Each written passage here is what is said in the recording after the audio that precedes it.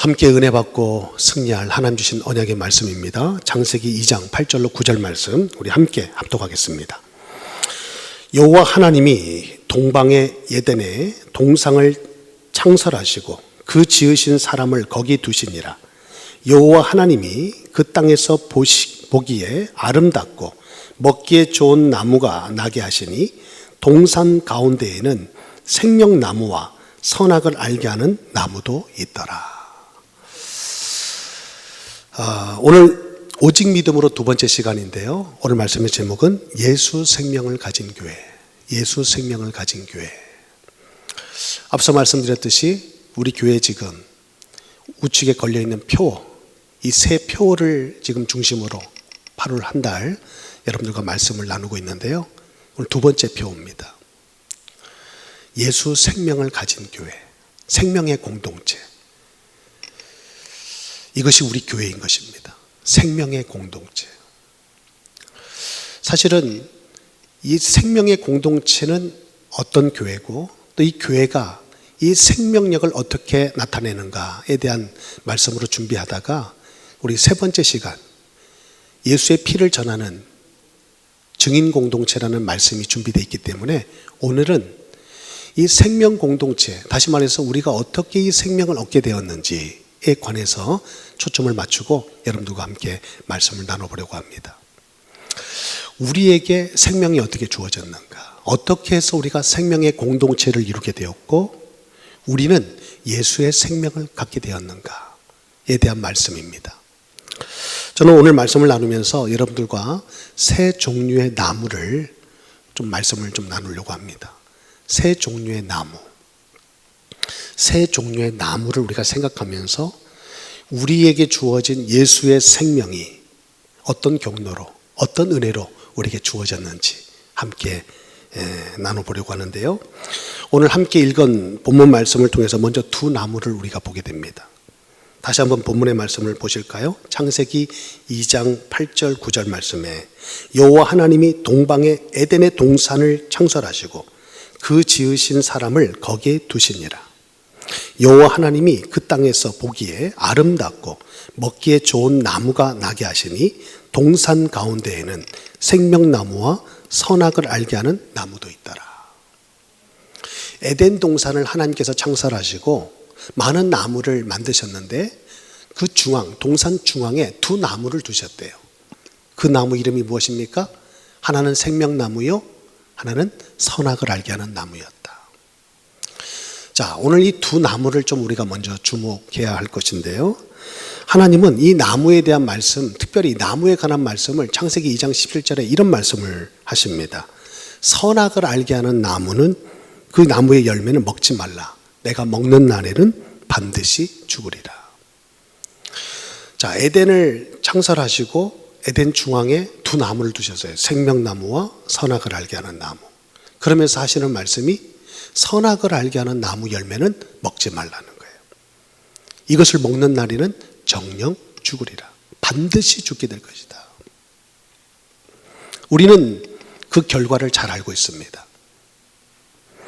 아담과 하와, 그 에덴에서 하나님 첫사람으로 창조하신 아담과 하와는 그 뱀의 미혹을 받아서 이 선악을 알게 하는 나무의 열매를 따먹고 말죠.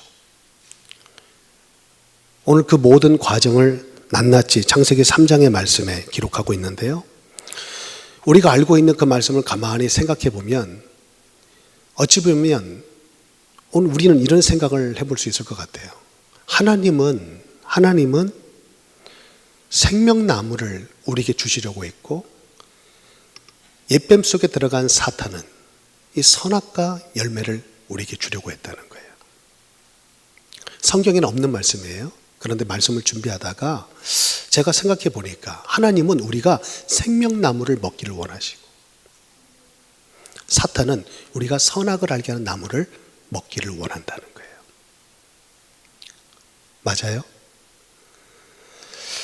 오늘 이것이 왜 중요하냐면 오늘도 하나님은 우리에게 말씀으로 에덴 동산에서 아담과 하와에게 말씀하신 것처럼 오늘도 우리에게 말씀하고 있다는 거예요. 생명나무를 먹으라고. 여전히 오늘도 하나님의 말씀과 같이 사단도 우리에게 속삭이는 거예요. 선악을 알게 하는 나무를 먹으라고. 창조 때나 지금이나 우리는 하나님의 말씀에 귀 기울이기보다 사단의 유혹에 쉽게 넘어가는 것 같아요. 생각해보면 창세기 3장의 사건은요, 먼저 하와가 미혹을 당한 거니까요. 하와가 하나님의 말씀을 분명히 기억하고 붙잡았다면 사탄의 미혹에 넘어가지 않았을 거예요.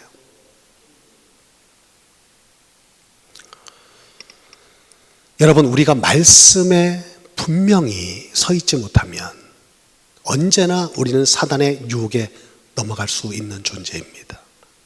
다시 말해서 창세기 3장 사건은 선악과를 따먹은 사건이 아니라 말씀을 놓친 사건이라 말할 수 있을 거예요. 말씀을 분명히 붙들고 있었으면 사단의 미혹에 넘어가지 않았을 거예요. 창세기 3장을 여러분 가만히 보십시오. 사단이 와서 말을 아주 교묘하게 꼬아서 묻잖아요. 그런데 그 물음에 답을 하는 하와도 하나님 말씀대로 답을 하지 않아요. 자기 생각을 넣습니다.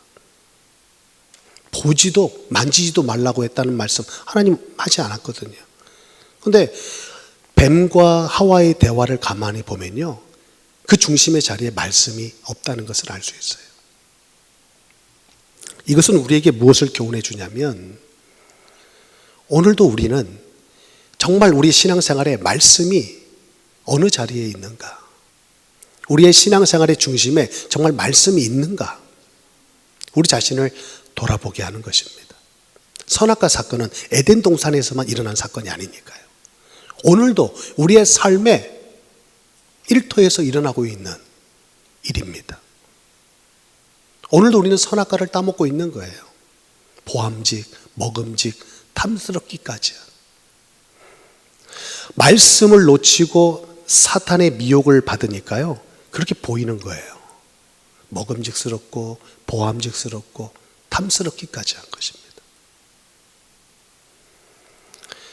오늘 시간 말씀을, 그 나무에 대한 이 말씀을 나누면서 여러분들을 이 말씀을 통해서 축복하고 싶은데요, 정말 우리는 눈에 보이는 것을 따라 살아가는 인생이 아니라 말씀을 따라 믿음으로 사는 인생, 말씀을 따라 믿음으로 사는 인생, 8월의 주제처럼 오직 믿음으로 살아가는 복된 인생이 되기를 간절히 소망하는 것입니다.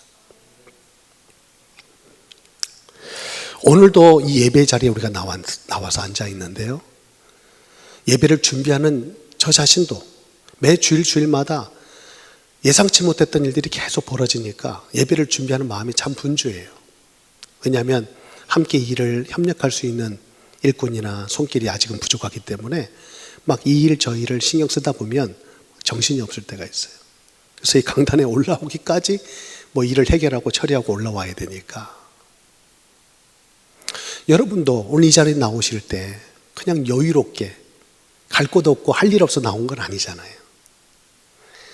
정말 어렵게 우리가 매 주일 정말 예배를 이렇게 은혜 가운데 믿음으로 드릴 수 있는 것이 얼마나 큰 은혜입니까? 많은 것이 부족하고 연약하지만 그럼에도 하나님의 은혜가 우리 교회를 붙들어 주시고 계시고, 예배 가운데 비록 아주 무슨 물입니까? 강물처럼 강력한 역사는 우리가 다 체험할 수 없다 할지라도, 저 오솔길을 따라 올라가다 보면 약수터에서 나오는 그 물, 샘솟는 물 있잖아요. 졸졸졸 솟아나는 그 물처럼 하나님의 은혜의 샘이 예배 가운데 솟아나는 것을 저는 느껴요. 저는 기도합니다. 하나님, 예배 자리에 은혜의 샘이 샘솟게 하시고 나아가는 우리의 삶의 자리에 강물 같은 성령의 역사가 일어나게 해주옵소서. 에스겔서 47장 말씀을 저는 믿어요. 성전에서 스며나오는 물줄기가 흘러가면 흘러갈수록 불어나잖아요. 여러분, 물이라고 하는 것은요, 가면 갈수록 땅으로 스며들어서 흩어져서 그 물이 줄어들어야 되는 것이 이치인데, 어떻게 된 게 성전에서 나오는 물은 흘러가면 흘러갈수록, 측량하면 측량할수록 불어나는 물이 됩니까? 여러분, 은혜는요 이런 역사예요. 오늘 우리가 은혜의 샘이 예배 가운데 터진다면 여러분의 삶에는 우리가 헤엄칠 수밖에 없는 창이란 강물 같은 역사가 일어나게 될 줄 믿는 겁니다. 이 믿음으로 우리가 하나님을 예배할 때 비로소 샘이 터지는 거예요. 오늘도 이 예배 가운데 은혜의 샘이 터지는 여러분 역사가 있게 되기를 축복합니다. 사단은요, 어찌됐든 우리가 어렵게 믿음으로 나와서 예배하는데요, 하나님이 주신 은혜가 이 예배에서 끝나버리게 만드는 거예요. 이 무슨 말입니까? 여러분, 그래도 교회 예배당 와서 예배를 드리면 그래도 부스러기만한 은혜도 있잖아요. 이 공동체 속에서 예배 가운데 주시는 은혜가 있다니까요. 이마저도 은혜를 못 누린다면 참 불쌍하고 불행한 일이지만 여러분, 이 예배 자리에 하나님의 은혜가 어찌 없습니까? 그런데요, 문제는 여기서 멈춰버린 은혜가 돼서는 안 된다는 거예요. 이 은혜가 우리의 삶의 자리까지 미치고 흘러 넘치는 은혜가 돼야 될 줄 믿습니다. 그런데 사단은요, 이 자리까지 나오는 것까지 허용해요. 그런데 말씀을 들을 때 우리의 생각과 마음에 가라지를 뿌려버려요.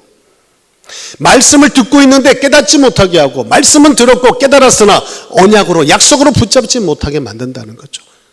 그래서 삶의 자리까지 나아가지 못하게 만드는 거예요. 말씀의 역사가, 하나님의 은혜가 이곳에서 멈춰버리도록, 끝나버리도록 만든다는 거죠. 그래서 오늘 우리는 말씀을 들을 때 영적으로 깨어 기도하면서 이 말씀 앞에 서야 할 것입니다. 오늘 이 자리에서만 임하는 은혜가 아니라 집으로 가져가는 은혜, 여러분의 삶의 일터에서, 현장에서 불어나는 은혜가 되기를 간절히 소망하는 것이죠.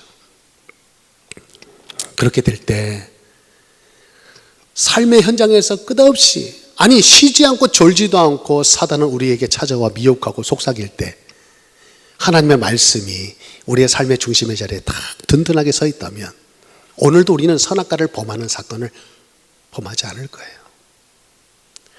창세기 3장의 사건이 말씀을 놓친 사건이었다면 오늘 우리는 말씀을 붙잡아야 될 것입니다. 그래야 다시금 선악과를 따먹는 일이 없을 테니까요.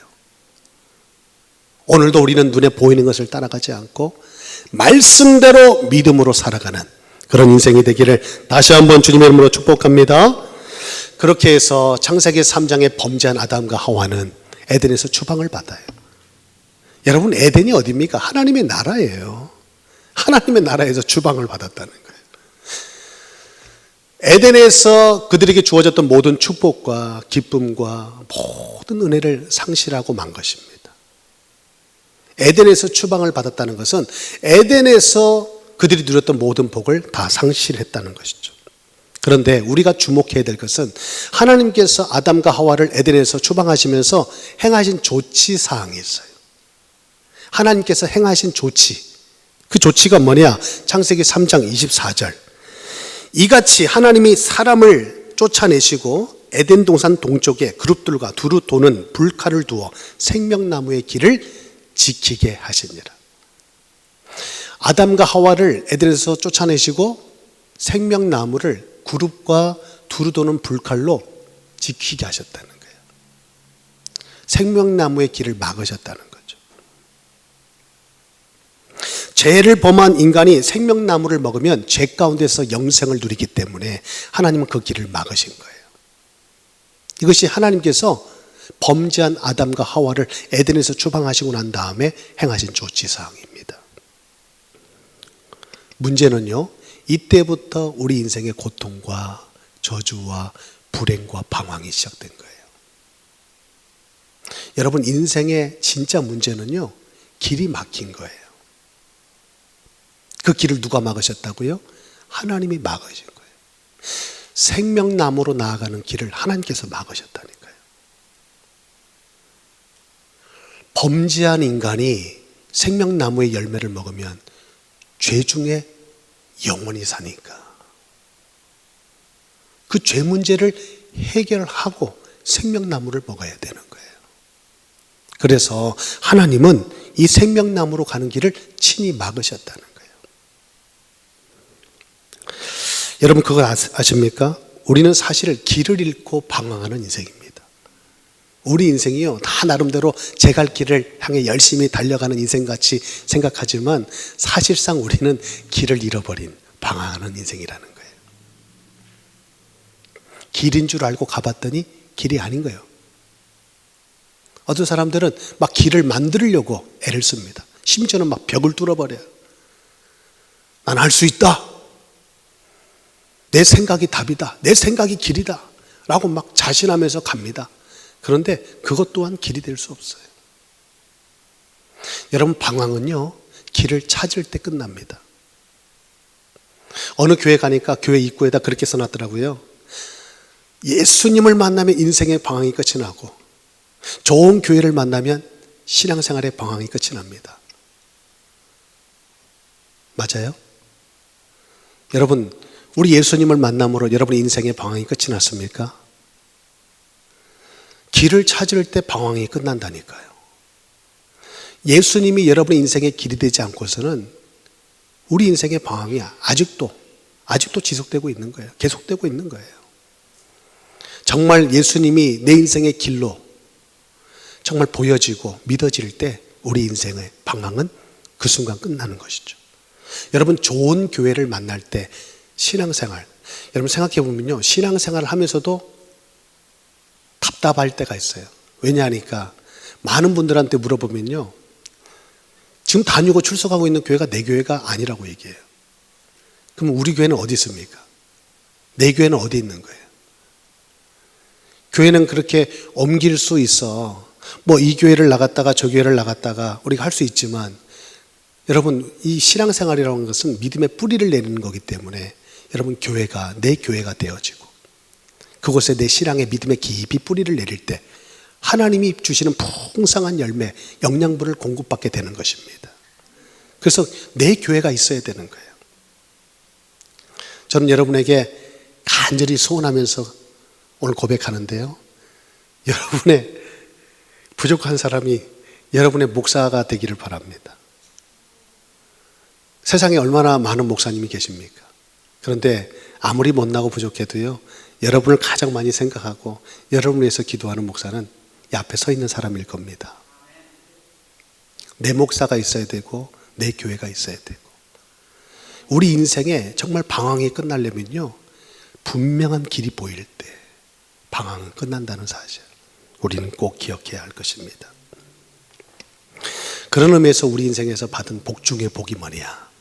정말 우리 인생에서 눈을 감고 우리가 정말 생각해 보니까 우리가 받은 복 중에 복이 길이 열렸다는 거예요. 길이.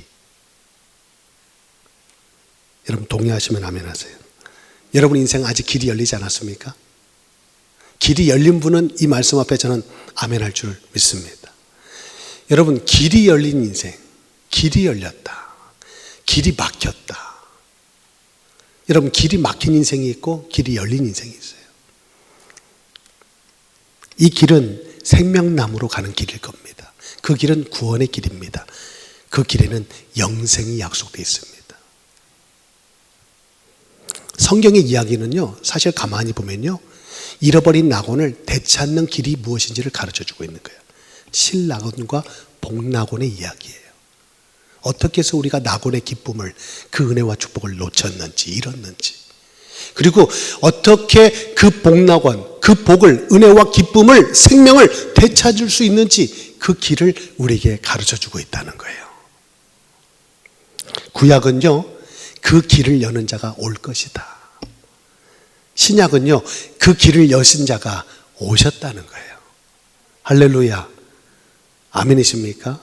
여러분, 말씀 속에서 길을 찾게 되기를 바랍니다. 말씀은 우리의 길인 거예요. 오늘도 말씀 속에서 분명하고도 확실한 그 길을 찾을 때, 여러분, 길이라는 것은요, 없는 게 아니에요. 빛이 없는 거지. 빛이 임하면 길이 보이는 거예요.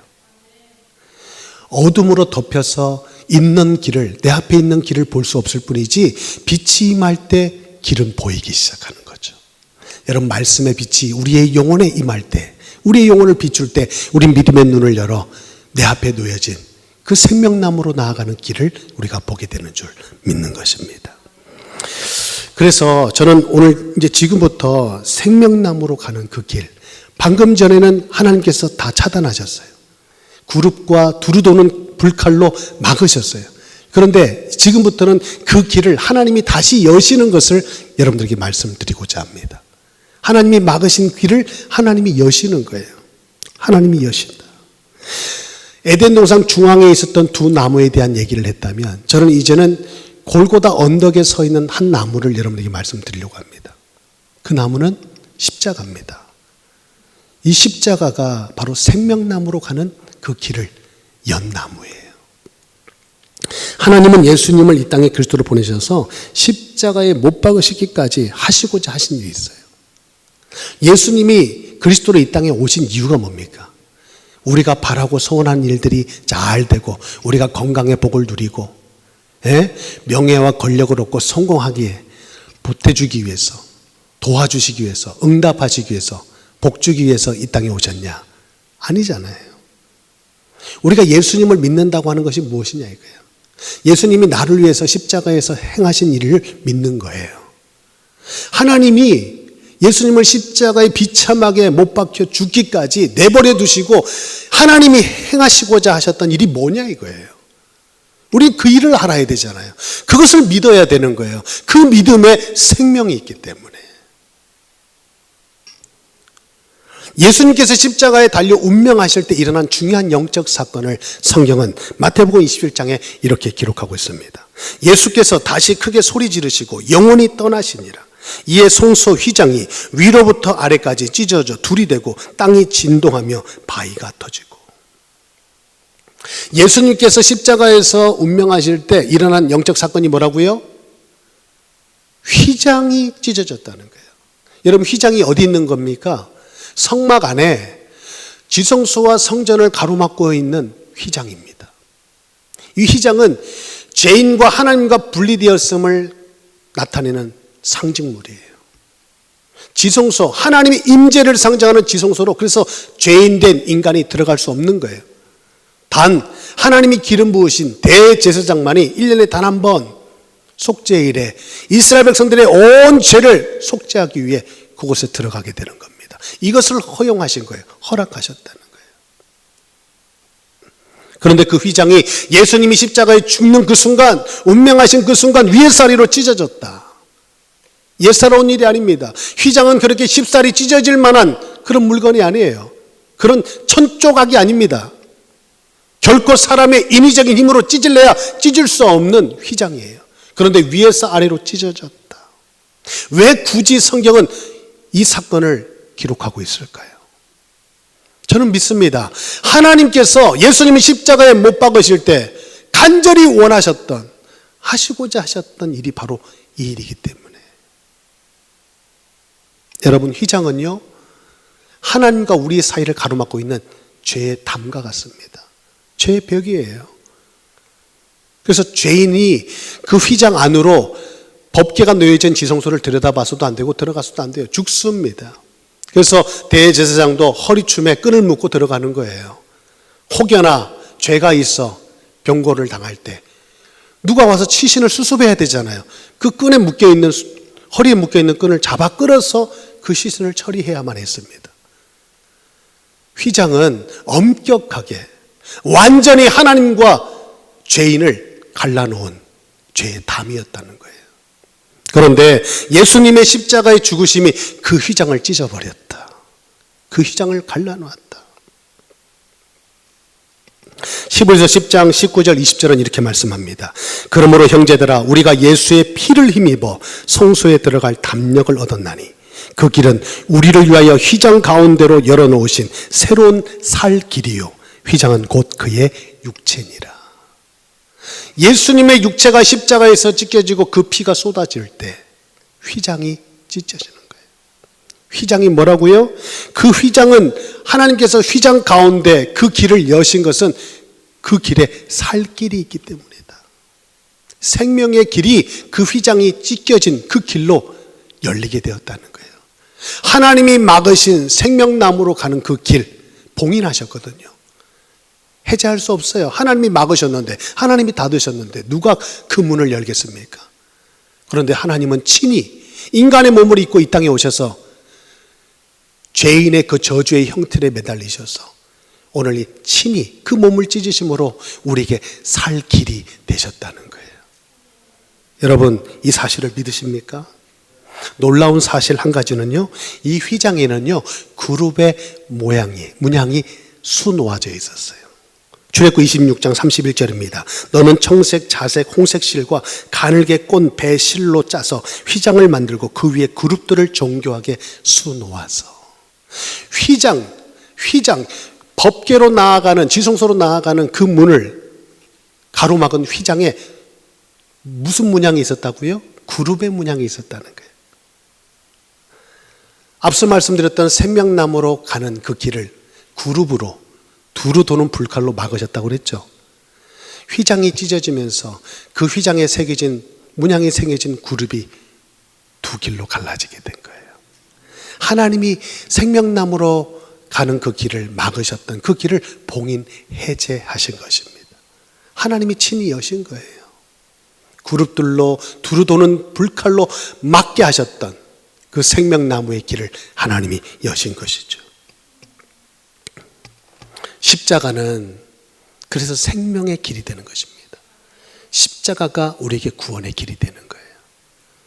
우리는 이것을 믿는 사람들이에요. 예수 생명이 왜 우리에게 주어졌는지, 예수 생명이 무엇이길래요? 예수 생명이 무엇입니까? 하나님이 우리에게 주시고자 하시는 게 뭐냐 이거예요. 생명나무 열매를 통해서 우리가 영생을 얻는 것이 하나님의 뜻이거늘 우리는 오늘도 사단의 미혹과 유혹에 넘어가 선악을 알게 하는 나무를 따먹는 거예요. 눈에 보이는 것을 따라 가는 거예요. 계시록 2장 7절 말씀은 우리에게 참 의미 있는 말씀을 주십니다. 귀 있는 자는 성령이 교회들에게 하시는 말씀을 들을지어다. 바울이 3차 전도 여행을 통해서 소아시아 지역에 있는 7교회, 세운 7교회에게 오늘 하나님께서 말씀하시는 거예요. 그 교회에 책망할 일도 있고 칭찬할 일들도 있는데 에베소 교회에게 주신 마지막 말씀, 이 말씀이 참 마음을 울립니다. 교회들에게 성령이 하시는 말씀을 들으라는 거예요. 그러면서 하시는 말씀이 뭡니까? 이기는 그에게는 내가 하나님의 낙원에 있는 생명나무의 열매를 주어 먹게 하리라. 이기는 자는 낙원에 있는 생명나무의 열매를 먹게 할 것이다. 여러분, 여기서 이기는 자가 누굽니까? 에베소 교회에게 보낸 그 내용을 가만히 살펴보면요, 이기는 자는 우리가 어디에서 떨어졌는지를 알라는 거예요. 이것을 잊어버렸다는 거예요. 첫사랑을 잃어버렸다는 거예요. 여러분, 우리가 어디에서 떨어졌습니까? 하나님 우리에게 주신 첫사랑이 어디에 있습니까? 저는 그곳을 에덴 동산이라고 말하고 싶어요. 에덴을 회복함이 잃어버린, 무너진 하나님의 나라를 회복하는 것입니다. 하나님의 나라는 하나님의 통치 속에, 다스림 속에 우리가 들어가는 것이잖아요. 에덴 동산은요, 철저하게 하나님이 왕 되시고 하나님이 다스리시는 하나님의 나라였던 거예요. 어떤 분들은 신앙생활하면서 많은 것이 제약이 따르고 심지어는 우리를 구속하는 것이 아니냐라고 생각하지만, 또 어떤 분은 저에게 질문하셨어요. 왜 하나님은 굳이 선악을 알게 하는 나무를 만들어서 그 눈에 잘 띄는 에덴 동산 중앙에 그 나무를 두셔서 따먹을 때까지 기다렸다가 따먹고 나니까 막 기다렸다는 듯이 저주를 내리고 에덴에서 추방했냐? 난 도저히 이해가 안 된다는 거예요. 지난주에도 그 질문이 제게 있었는데, 여러분 어떻게 생각하십니까? 왜 하나님은 선악과를 만들어주셨을까요? 하나님이 하신 일에는 다 이유가 있다고 그랬잖아요. 여러분, 선악과는요, 우리로 하여금 하나님이 아담에게 주셨던 그 말씀을 상기하도록 만드는 사인이었어요. 사인이었습니다. 하나님의 말씀을 기억해야죠. 이것을 먹는 날에는 정령 죽으리라.